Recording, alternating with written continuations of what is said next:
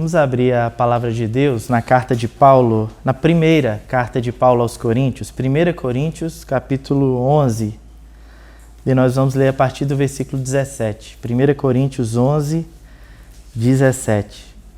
Você pode deixar aberto aí, daqui a pouquinho a gente vai ler. Enquanto isso, eu queria agradecer mais uma vez a todos que estão nos visitando. Quando a pessoa passa muito tempo sem vir, aí é visita de novo. A gente agradece, é sempre uma alegria receber vocês aqui. Hoje nós temos o Bruno e a Kate e o filho, tem o meu irmão e a minha cunhada lá atrás, e a minha sobrinha. A minha mãe está por aí com o meu sobrinho também. Então é sempre muito bom a gente estar reunidos aqui na presença do Senhor. André e família eu não vou considerar visita mais não, tá? Já é de casa. Queridos, não sei se vocês já prestaram atenção em como nós, religiosos, nós que vamos à igreja, como a gente gosta. Se a gente olhar para o meio evangélico brasileiro, como a gente gosta de coisas palpáveis para nós nos apegarmos. Ou um lenço ungido de um apóstolo, uma toalhinha que geralmente é vendida para você pendurar essa toalha em algum lugar que ela vai trazer bênção para sua casa, amuletos, ou um cajadinho, o cajadinho do bom pastor para você pendurar ele em algum lugar para ter prosperidade na sua casa, coisas do tipo. As pessoas gostam de figuras concretas, de representações físicas da fé ou da divindade, alguma coisa do tipo assim. A gente gosta disso, parece que vendo algo. Tem lugares que gostam de usar menorá, gostam de usar aquelas velas, né, do povo de Israel, gostam de usar a estrela de Davi, que são coisas até da cultura judaica, mas as igrejas importam porque é uma forma da gente ter contato com alguma coisa. É a forma da gente ter algum símbolo, algo físico para a gente encostar. Nós aqui, nós somos de uma tradição que não nos importamos muito, nós não levamos muito em consideração esse tipo de simbologia. Nós nos apresentamos diante de Deus entendendo que a fé cristã possui alguns símbolos, alguns deles nós temos aqui, o cálice, nós temos o pão representando o sangue, o corpo de Jesus, mas talvez um dos símbolos mais importantes da nossa fé e que está aqui agora, a gente não se dê conta dele, que é, hoje, numa forma mais tímida, que é a mesa. A mesa é um símbolo muito importante da nossa fé. A outra mesona que a gente costuma usar está ali, com outras coisas, com as delícias que a gente vai desfrutar depois. Mas a mesa é um símbolo muito importante para nós. Não porque a mesa, o objeto é sagrado, porque tem algo mágico numa mesa. Não por causa disso, mas por causa do que ela representa. A mesa significa a comunhão. A mesa representa a própria igreja, a própria comunidade. Estar à mesa, estar em comunhão, comer juntos, isso é que é muito bom, isso é que é importante. A igreja nasceu em torno da mesa. A igreja nasceu de um Deus que se assentava com pecadores e comia com eles. Jesus era chamado de amigo de pecadores. Isso representa que havia entre Jesus e aquelas pessoas que estavam com ele uma comensalidade. Quer dizer, era além de comer, era mais do que devorar um alimento, era mais do que comer alguma coisa, mas era estar junto, era aquele momento, era a troca de ideias, era a comunhão, era o encontro de um caminho para o coração do outro. Estar juntos, isso era muito importante. A igreja nasceu disso, de um Deus que caminhava, que se assentava, que estava junto de pecadores. E eu não sei vocês, mas eu gosto muito de comer. Comer é um dos melhores prazeres da vida. Quando você está com fome, você está diante de um prato apetitoso, de uma coisa gostosa, uma bebida boa. É muito bom a gente se alimentar, a gente comer. E a Bíblia fala, às vezes a gente não percebe, mas a Bíblia fala e até se pauta em algumas das suas narrativas, se pauta em comida. Se a gente olhar, por exemplo, a narrativa do pecado original. O que acontece? Como o autor bíblico relata o pecado da humanidade? O homem e a mulher comeram um fruto que eles não poderiam ter comido. Eles poderiam ter comido várias outras coisas, mas aquilo que estava ali naquela árvore, eles não podiam ter comido. E eles comeram. Há também uma promessa para o povo hebreu de que eles irão para uma terra prometida. E essa terra, ela é descrita sob uma categoria alimentícia. A terra prometida não é uma terra de cachoeiras e pastos verdejantes. Ela é o quê? É a terra que mana leite e mel, falando de comida também. A Páscoa, que é uma das principais festas dos hebreus e se tornou para nós também a nossa principal festa comemorando a ressurreição de Cristo, mas a Páscoa começa como? Com um jantar, com carneiros assados, com ervas amargas, começa com comida, com pessoas à mesa, com pessoas se alimentando. Depois nós vemos os profetas, especialmente Isaías, falando da vinda do Messias, e ele fala desse advento do Messias chegando entre o povo, utilizando uma figura de um banquete. Um banquete, de acordo com Isaías no capítulo 55, onde todos são convidados a participar, inclusive os mais pobres.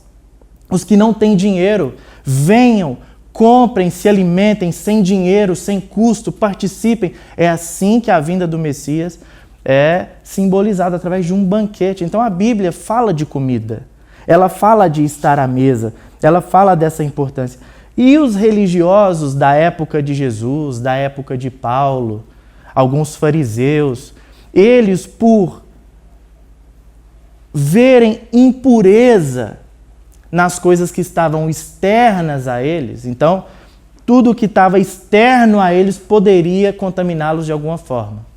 Enxergando impureza em vários ambientes, eles também percebiam impureza nas pessoas. E de maneira alguma, um religioso como esse poderia se sentar à mesa com alguém de reputação duvidosa.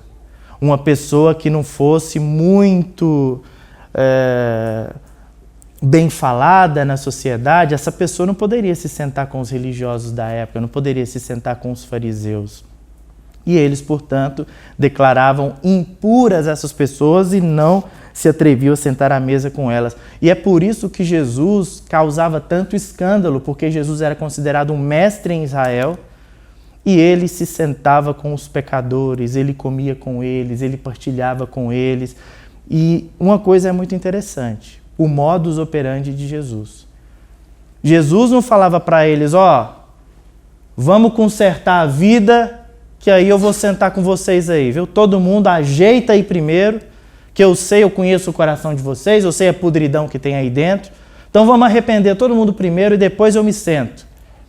Mudem primeiro, para depois eu ter misericórdia de vocês. Não era assim que Jesus agia.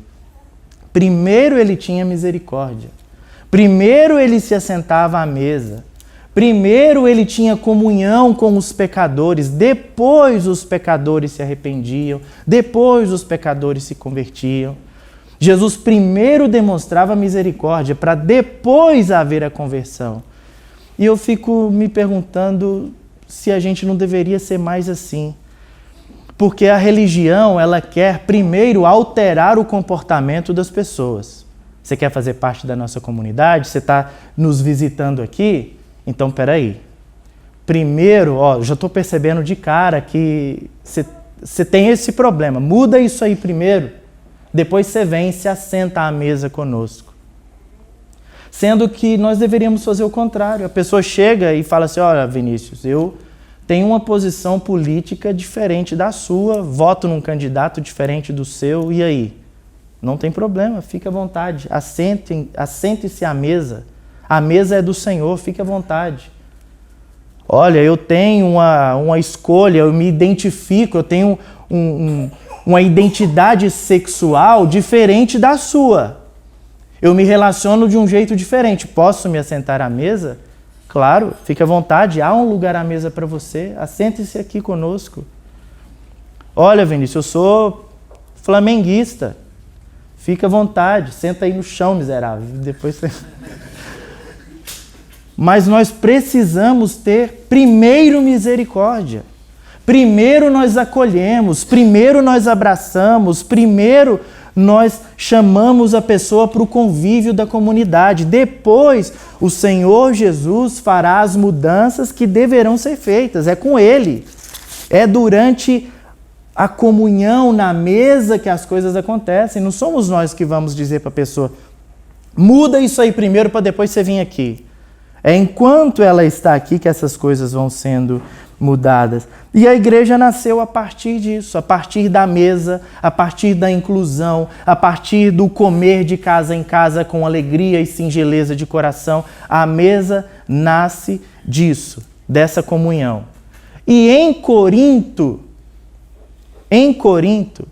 nós temos aqui um texto em que a igreja de Corinto era fruto dessa tradição de comer à mesa, de estar juntos, de estar em comunhão. A igreja de Corinto era fruto disso. Eles tinham uma festa chamada Festa do Amor, que era um banquete em torno de uma grande mesa, a festa ágape, onde as pessoas traziam de casa, cada um trazia um pouco. Quem tinha muito trazia muito, quem tinha pouco trazia um pouco, quem não tinha nada não trazia nada. E chegando lá, tudo era colocado sobre a mesa e tudo era dividido entre todos e todos comiam. Pelo menos é assim que deveria ser.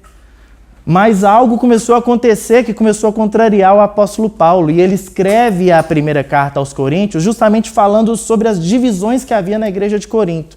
E ele escreve especificamente falando sobre essa festa, que era a festa ágape, a festa do ajuntamento, a festa em torno da mesa, que é o texto que nós leremos aqui, do versículo 17 de 1 Coríntios 11 até o 34. Nós vamos ler, vou fazer uma leitura e comentando por alto, para depois a gente ir para as divisões lógicas desse sermão. O versículo 17 começa dizendo o seguinte: nisto que vou dizer não os elogio, pois as reuniões de vocês fazem mais mal do que bem. Paulo então começa chamando a atenção de forma feroz dos irmãos de Corinto, dizendo a eles: o que eu tenho para dizer para vocês agora é muito sério. As reuniões que vocês fazem, essas festas em torno da mesa que vocês estão fazendo, perderam completamente o significado. Essa festa que vocês estão fazendo, na verdade, fazem mais mal do que bem. As reuniões de vocês, ao invés de trazer algo bom para o corpo de Cristo, elas trazem prejuízo para o corpo de Cristo. E ele segue. Em primeiro lugar, ouço que quando vocês se reúnem como igreja, há divisões entre vocês, e até certo ponto eu creio, pois é necessário que haja divergência entre vocês, para que sejam conhecidas quais entre vocês são os aprovados. Quer dizer, vocês têm divisões, e até certo ponto é bom que haja divisões, para que fique claro quem é que está falando de forma sóbria e quem é que está falando loucura. Então, certas divisões são importantes, mas, aí ele vai seguir.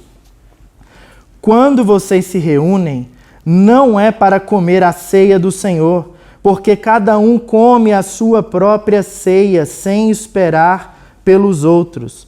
Assim, enquanto um fica com fome, outro se embriaga. Olha o absurdo que estava começando a acontecer aqui nessas festas e por isso Paulo corrige. As pessoas que levavam muito tomavam conta da mesa, ficavam ao redor da mesa e comiam tudo que levavam. Os que levavam pouco, comiam o pouco que levava. E os que não levavam nada, não comiam nada. A festa que deveria ser a festa do amor e da partilha se tornou a festa do egoísmo. Eu levo o meu alimento e eu como, eu devoro o meu alimento lá na frente de todo mundo. E algumas pessoas ficam sem. Algumas pessoas, inclusive, passam fome enquanto isso acontece. As pessoas que não tiveram condição de levar nada é porque não tinham nada para comer em casa. E tinham a expectativa de comer alguma coisa na igreja, na festa do amor, da comensalidade, na festa da união. Mas chegando na igreja, essas pessoas não conseguiam comer. Porque os que levavam muito comiam muito. Os que levavam pouco comiam pouco e os que levavam nada ficavam sem nada para comer. versículo 22. Será que vocês não têm casa onde comer e beber? Ou desprezam a igreja de Deus e humilham os que nada têm? Que direi? Eu os elogiarei por isso? Certamente não. Paulo está falando, vocês não estão percebendo o que vocês estão fazendo? Vocês estão humilhando os irmãos mais humildes. As pessoas estão passando necessidade, isso é falta de cuidado que está acontecendo entre vocês. Pois recebi do Senhor o que também entreguei a vocês, que o Senhor Jesus, na noite em que foi traído, tomou o pão e, tendo dado graças, partiu-o e disse, quer dizer, o próprio Senhor Jesus partiu o pão e distribuiu, entendendo que o pão não era dele. Aquilo ali é para ser distribuído entre a comunidade. Isso é o meu corpo, que é dado em favor de vocês, façam isso em memória de mim. Da mesma forma, depois da ceia, ele tomou o cálice e disse, esse cálice é a nova aliança no meu sangue, façam isso sempre que o beberem em memória de mim. Porque sempre que comerem desse pão e beberem desse cálice, vocês anunciam a morte do Senhor até que ele venha. Portanto, todo aquele que comer o pão ou beber o cálice do Senhor indignamente será culpado de pecar contra o corpo e o sangue do Senhor. Eu sei que em algum momento vocês já devem ter ouvido que o comer indignamente se refere a você participar da ceia do Senhor tendo cometido um pecado. Eu pequei essa semana, não posso participar da ceia. Eu pequei hoje, nosso Deus, não posso participar da ceia. Eu sei, eu caio morto ali. O nível do pecado que eu cometi vai ser uma coisa absurda se eu cear. Mas observe para você ver o contexto do que Paulo está dizendo. Participar indignamente da ceia do Senhor é não levar os outros em consideração. Você que se aproxima do corpo do Senhor achando que o corpo é seu, você que se aproxima da mesa da comunhão e da comunidade achando que aquilo ali pertence a você, sem cuidar das pessoas, pessoas perecendo do seu lado e você nem aí, pessoas do seu lado tendo necessidades e você só preocupado com os seus afazeres, com as suas coisas, sem se preocupar com os outros. Paulo está dizendo, isso que vocês estão fazendo é participar da ceia do Senhor indignamente, participar da ceia do Senhor de forma egoísta, sem levar os outros em consideração. Examine-se cada um a si mesmo e então coma do pão e beba do cálice. Dá uma olhada para dentro de você e perceba se isso não tem acontecido com você. Se você não se aproxima da mesa do Senhor achando que aquilo ali é seu, é de sua propriedade exclusiva. Se você não trata a igreja do Senhor como se fosse uma prestação de serviço a você, e você vai como um cliente para obter da igreja, para obter do Senhor um serviço, como se fosse tudo a seu respeito. Se você trata as coisas de Deus desse modo, você é indigno de participar da ceia. Porque se a indignidade estiver no pecado, quem está em pecado não participe. Aí a gente pode dar uma bicuda nessa mesa porque ninguém pode participar. Ninguém aqui está apto a participar porque todos nós cometemos pecado. Mas aqui se refere à violação da comunhão. E Paulo segue dizendo, por isso há entre vocês muitos fracos e doentes e vários que já dormiram ou que já morreram. Por quê? Como o desprezo das pessoas se refere à comida, a uma comida física, então o que eles vão sofrer de penalidade de Deus também pode ser observado no seu corpo físico, fraqueza, doença e morte. E tem um estudioso, um doutor chamado Jansen Racco, e ele ainda traz um detalhe que eu acho muito interessante, que às vezes nós pensamos que ficar fraco, ficar doente e até morrer é a pessoa que está participando indignamente da ceia. Mas isso pode estar se referindo ao que estava acontecendo na igreja, por causa do desprezo dos irmãos. Os mais pobres estavam ficando fracos porque não comiam, estavam ficando doentes por falta de nutrição e estavam morrendo por falta de cuidado dos irmãos. E por isso as pessoas seriam condenadas e estariam debaixo de juízo. Isso tudo fala do nosso cuidado uns para com os outros. O versículo 32 diz, o 33, portanto, meus irmãos, quando vocês se reunirem para comer, esperem uns pelos outros. Esperem uns pelos outros. É disso que se trata, de esperar uns pelos outros. A mesa da comunhão, a mesa da comunidade, a igreja do Senhor é sobre estarmos juntos e esperarmos uns pelos outros. E eu quero terminar falando sobre 4 dimensões da mesa do Senhor. E entenda a mesa do Senhor como comunidade, como ajuntamento, como nós estarmos juntos. 4 dimensões dessa mesa do Senhor, de acordo com o que Paulo fala aqui nessa passagem. A primeira delas é que a mesa é abrangente. A mesa é um convite a todos. Podem vir, todos. Não é só para rico, não é só para pessoa importante, é para os pobres também. A mesa é abrangente porque ela cabe todo mundo. Venham homens, mulheres, crianças, jovens, adultos. É para todos. Tem uma música que quando nós fomos para a igreja, lá na nossa época, numa outra comunidade cristã que nós participávamos, essa música dizia: Deus chama todos os povos, de todas as nações, todos os homens, todas as mulheres, todos os jovens, ao arrependimento, ao plano da salvação. E é essa a ideia de nós estarmos reunidos, nós somos chamados todos a estarmos à mesa do Senhor. E eu não sei se já aconteceu com vocês isso, comigo já. Algum dia de, às vezes, estando próximo de vir para a igreja, ou até estando num lugar de reunião, eu me sentir mal, eu pensando: Senhor, eu não sou digno de estar à mesa com o Senhor. Eu não sou digno de ir na igreja hoje. O que eu fiz foi muito pesado. O meu pecado me sujou muito dessa vez. Estou com vergonha.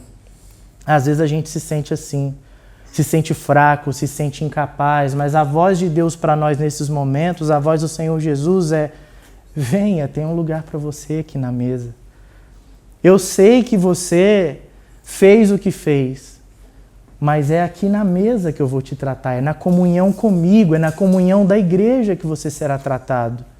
É no ajuntamento, não é na exclusão, é na inclusão, é no estar junto, é na vida em comunidade que nós seremos tratados. E eu me lembro do que aconteceu com Zaqueu. Zaqueu, um publicano, vendo Jesus, Jesus passa por ele e fala: Zaqueu, eu quero comer com você hoje. Zaqueu era um pecador. Jesus vai para a casa de Zaqueu e aparentemente o texto não fala sobre Jesus ter constrangido Zaqueu. Zaqueu, mas você rouba, hein, menino? Deus me livre, você rouba demais. Quantas vezes você já foi injusto? Quantas vezes você cobrou a mais do imposto que era devido às pessoas? Eu sei, Zaqueu, os esquemas que você faz. Jesus não falou nada disso. Jesus comeu com Zaqueu. E o resultado final desse momento é Zaqueu dizendo: eu me arrependo do que eu fiz, eu quero dar metade dos meus bens aos pobres, e se eu roubei alguém, eu vou restituir 4 vezes mais, porque é na mesa do Senhor que nós somos tratados. Não é por não estar na mesa do Senhor, é na mesa do Senhor que nós somos tratados. A segunda dimensão dessa mesa é que ela é solidária. A comunidade é o lugar da partilha, onde as pessoas trazem dos seus recursos conforme o que tem, de acordo com o que tem. Quem tem muito, traz muito. Quem tem pouco, traz pouco. E quem não tem nada, vem para levar dos que trouxeram. É para repartir. Por isso que nós contribuímos, por isso que nós ajudamos, por isso que nós repartimos, porque nós entendemos que nós damos do que Deus nos dá.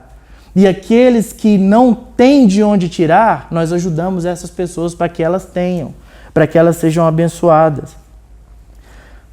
Há aqui no texto de Paulo uma clara preocupação. Paulo diz: vocês precisam se preocupar uns com os outros, porque a mesa é lugar de solidariedade, a mesa é lugar de união e de se importar uns com os outros.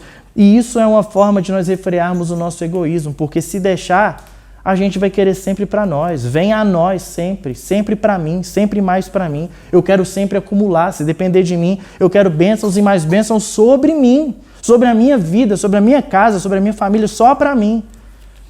Mas a mesa, a comunidade é o lugar onde nós nos lembramos que não se trata de nós, se trata do corpo de Cristo. É nós, é nosso, o Pai é nosso, o pão é nosso. E é assim que nós devemos viver. A mesa também, em terceiro lugar, é memorial. O que nós fazemos deve ser em memória de Cristo, em memória do que Ele fez. Tudo que nós fazemos aqui é intencional. Nós adoramos a Deus, nós cantamos, as ações que temos, o momento de lanche ao final, tudo isso é em memória do que Cristo fez por nós. Cristo se entregou, se deu por nós, então, obviamente, como resultado disso, eu preciso me dar e me entregar às pessoas. Eu preciso me dar e me entregar aos meus irmãos. A mesa é o lugar de nós trazermos à memória o que Jesus fez. E tão grande sacrifício Ele fez por nós. Mas, por último, a mesa também é profética. Paulo diz, citando as palavras de Jesus, que o momento da mesa, da união, da ceia, deve ser feito para relembrar a sua morte até que Ele venha. Quer dizer, não acabou por aqui. Existe um porvir, existe algo que ainda irá acontecer. Um bispo anglicano, já faleceu, já mora no céu, Robson Cavalcante.